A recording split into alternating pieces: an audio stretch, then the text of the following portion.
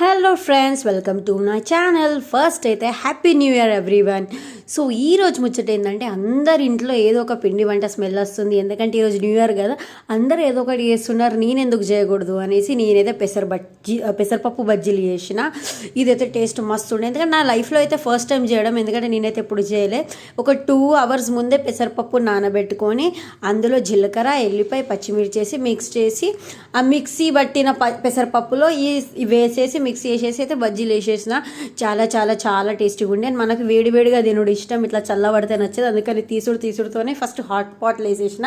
కానీ తింటూ చేసుడు అంటే ఇంకెక్కువ ఇష్టం, అందుకని కొన్ని ప్లేట్లో కూడా వేసుకుంటే తిన్నా. But end of the day ఏదో ఒకటి తగ్గింది అనేసి అనిపించింది. ఒకటి ఏంటి అని చూస్తే నా ఫేవరెట్ చికెన్. నాకు ఫేవరెట్ అంటే మస్తు ఫేవరెట్ చికెన్. సో న్యూ ఇయర్కి చికెన్ చేసుకోకుంటే ఎలా, అందుకనే కొద్దిగా చికెన్ అటు కొద్దిగా బగారా వేసి నా న్యూ ఇయర్ని అయితే ఇలా ఎండ్